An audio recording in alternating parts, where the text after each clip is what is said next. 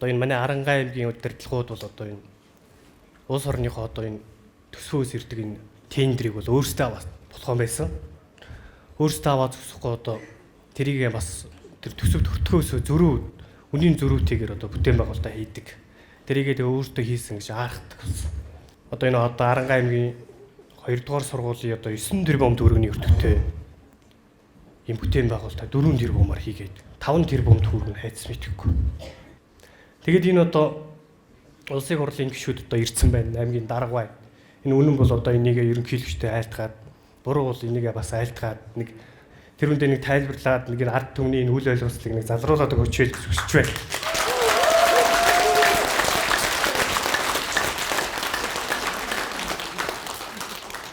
Яагаад ингэж хэлээд байгааг бол та бүхэн бол иргэдээсээ сонгогдсон, иргэдийн төлөө ажиллах хэрэгтэй. Тийм өргөтэй хүмүүс байна. Тэгээд энэ бол зөвд нийцэх ухаа гэж бодож байна. Арангаа аймгийн иргэн Инвш гэдэг хүн байна. Тэгээ аялал жуулчлалын ажил хийдэг. Газрын зурагтай маш их ойрхон ажилладаг. Тэгээ манай улсын газрын зургийг буруу үйлдвэрлэсэн тохиолдол маш их байна. Ялангуяа Европоос ирж байгаа бүх жуулчид Герман, Австри, Швейцар 3 улсад хийсэн Монгол улсын газрын зураг хилэн алдаатай. Тэгээд энийг би иргэн хүний хуваар одоо эмзэгэлдэг нэгдүгээр, хоёрдугаар сонирхдаг. Яагаад тэр хүмүүст тийм Европын газрын зураг үйлдвэрлэгч нарт тийм их сурвалж хаанаас авсан бэ? Ерөнхийлөгчдөө нэг хэлхэн зөв байх мөн эргээд би бас иргэн хүний хувьд мэдээлэл авмаар. Одоо орон нутгийн сонгуул болох гэж байгаадаа холбогдуулаад за энэ бол одоо миний санал бол одоо хэрэгжихэд хоцорсон санал юм аа. За орон нутгийн сонгуулийг оройд төсний сонгуулийг явуулах хууль хугацаанд дэндүү буруу байлаа. За яагаад гэхээр үндсэн хууль заасан сонгох эрхээ идэх залуучуудынхаа оюутан залуучуудынхаа боломжийг хаасан ийм хугацаа сонгосон ийм буруу сонгуулийн хугацаа байлаа. Энэ одоо бол нэгд хоцорсон учраас дараагийн сонгуул жилүүдэд энэ асуудлыг хугацааг бол тодорхой одоо боломж хангасан ийм хугацаа сонгох нь зүйтэй юм байна гэж ойлгогдож байна. Улаанбаатар хотод одоо хэдэн зуун оюутан бусад өөрийнхөө орон нутгаас өөр нутагт суралцж байгаа олон зуун оюутан байгаа шүү дээ. Эдгэрийн саналаа өгөх боломж хаагдтал болсон. Санал өгөхөр болох юм бол асар их зардал болон за энийг бол хүн болгон ойлгож байгаа. Тийм учраас орон нутгийн сонгуулийг энэ оюутан сурагчдын төвлөрч суралцах хугацаанаас зөрүүлдэггүй бол 9 сарын эхний 7 хоногт жишээлбэл 1 хоног 7 хоног одоо хичээл сургалтын ажлыг зохицуулж ингэж хийх шаардлагатай юм шиг санагдаж байгаа маа. Ийм саналаа бол та бүхэнд ажил хийдэг хүн байхгүй болсон. Бүгдээрээ дээд боловсралтай болсон.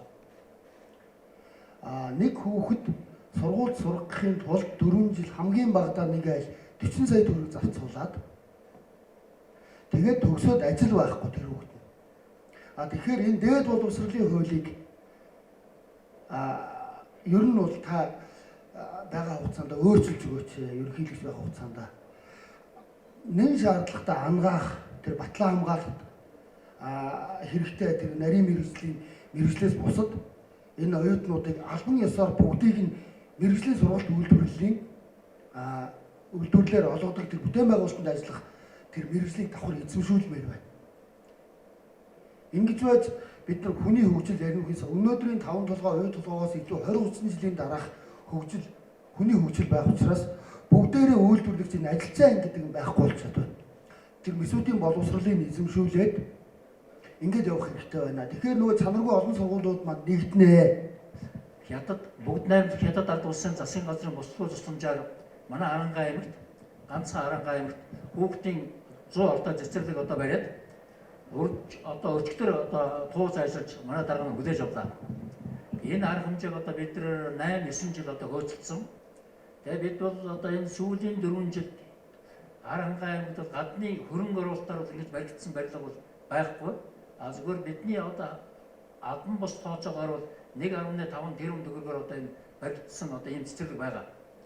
Тэгээ би энэ дээр нэг асуудал одоо хэлэхэд одоо би энэ 8 сарын 9 сарын 18-ны өдөр бас яг цэцэрлэгийн асуудлаар Улаанбаатар сурвалжлагч нараараа би одоо энэ асуудлаар ярьсан чинь сонгуулийн үеэр одоо энэ аймгийн дарга нарыг одоо асуудал шүүмжилсэн гэдэг одоо цагдаа дуудагчаад байгаа л да.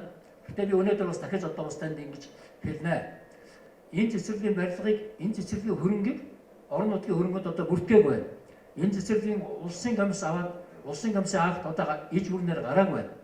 Гараагүй байгаа. Мөн энэ цэцэрлэгийг одоо үйл ажиллагаа эрхлэх тусгай зөвшөөрлийг би гараагүй гэж бодож байсан. Би одоо өчигдөр нээлттэй ичээр би одоо цаагаараа гаргацсан байна уу гэж бас бодож байна. Тэгээд өчнөө олон зүйл хууль дүрмийг одоо зөрчөөд ингээд одоо явчих юм аа. Ерөөсөө энэ цэцэрлэг бол би арангаад авчирч байгаа. Би танай сонгогдсон тойрогд одоо бариулж байгаа. Би багш ажилтныг амнаа гэж одоо ингэж олон жил ярьж одоо ингэж бүх юм ингэж хийгээ явчих юм аа. Энэ цэцэрлэгийг 2015 оны 3 сарын 31-ний өдөр засгийн газрын хурлаар ороод шийдсэн асуудал. Засгийн газрын тэр өдрийн 18 дугаар тэмдэглэлээр Аранга аймагт 100 гаруй хүүхдийн цэцэрлэг барина гэж шийдсэн байна. 16 оны 8 сарын 1-нд албан тушаалд очсон манай дарга нар одоо ингэж яриад, ингэж одоо хуураад, ингэж одоо яваад ерөөсөө гүйцэтгэхгүй байна. Бидний хамгийн чухал хөндөж эвдэж болохгүй зүйл бол эрүүл мэнд. Боловсрол хоёр. Энэ хоёр өнөөдөр яагаад бизнест орцсон? Яагаад эрүүл мэнд ард түмний дийлж болохгүй? Шинжилгээнээс эхлээд, энээс эхлээд яагаад энэ эмээ сонгоод бизнес болцсон бэ? Яагаад энэ боловсрол бизнес болцсон бэ? Төрөөс ангид улс төргүй байдаг энэ хуулийн байгуулагчид яагаад ажиллагаа байцсан? Хууль яагаад ард түмний төлөө биш энэ хулгай хийсэн, эрх мэдлээ уруулан ашигласан хүний төлөө яагаад чанга байж чаддгүй? Одоо тэр үндсэн хуульд хийсэн зарим зүйлүүд дээр би бас бодоод байна. Хүмүүнийг арчилсан иргэний нийгмийг байгуулна гэсэн. Одоо хүмүүнийг арчилсан иргэний нийгэм хаа байна? Намчилсан нийгэм байна. Энэ намчилсан асуудлаас салъя гэсэн. Тэгжээж бидний нэг зүйлийн төлөө төвлөрөө ажиллая. Хөгшин залуугүй Арангаад нэг хоёр том асуудал байна. Нойл болон хог. Хог нь юу вэ гэхээр пластик, гялгар ут, хүн болгон ерөөдөө дэлхийд дээр байгаа хогны 30% хунцар хаяг хог хаягдл байдаг. Энэ хунцар хог хаягдлаар юу хийж байгаа юм гэхээр бид нар нойл хийх гээд байгаа юм аа. Нөгөө пластикын буюу бидний яриад байгаа нөгөө бионойл энэ гэж пластикаар хийж болд юм аа. Тэгээ энийг хийх гээд ерөнхийдөө судлаад юу орох вэ, ямар хүчин чадалтай үйлдвэр байгуулах вэ гэж үзсэн. Тэгээ нэг эхний ээлжид бол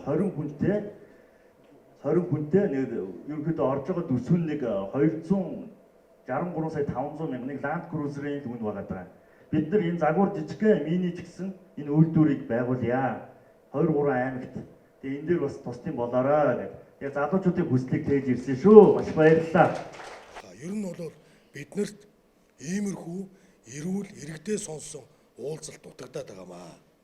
Тийм биз? Сая бид нар энэ Эрдэнэ мандал сумаар дайраад ирлээ. Зориудаар тэр 16 оны өмнө баригдсан тухайн үед 800 сая төгрөгөөр баригдсан 2 тэрбум төгрөгийн одоо энэ махны одоо үйлдвэр байгаа юм.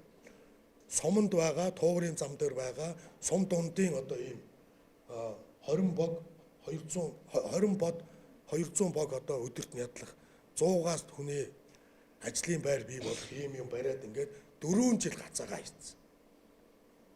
Нөгөө хөдөө аж ахуйн орон чинь дарханд арь ширний үйлдвэр бариад сум болгонд ийм одоо үйлдвэр бариад аймагтаа томыг бариад тэгээд аймагаас дархан руу шилжүүлнэ гэдэг бидний төлөвлөлт яриад. Тэгээд эндний юм ингээд зогсож идэв. 4 хоног бол бас сонсоогүй байна, мэдээгүй байна гэж бол. 4 сар бол бас байж болох юм. 4 жил энэ орон нутагт хийж байгаа үйлдвэрийг ингээд хаагаад, гацаагаад хайчих юм аа. Аймгийн засагт дараа энэ тухай мэдээгүй байна. Энэ хувийнхлын байлуу гэж ярьж байгаа. Юу гэсэн үг юм бэ?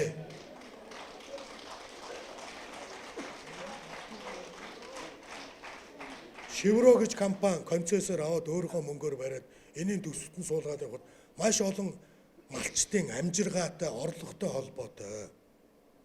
Өнөөдөр Гэтэл дотор арьс нэхийгээ бид нар хайдаг болсон байна. Нийт орон нутагт хайж байгаа хог хаягдлын 40% нь малаас гаралтай түүхийн эд маань болсон байна.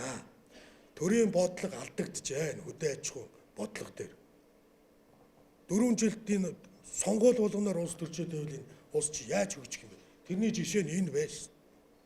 Орон нутагт энэ малчтын зовлон ойлгодог байх ёстой засаг дарга нь 4 жил очиж үзээгүй байж болохгүй. Энэ үйлдвэр өөрөө энэ Эрдэнэ мандал сумын үйлдвэр өнөөдөр загварсан болох ёстой байхгүй.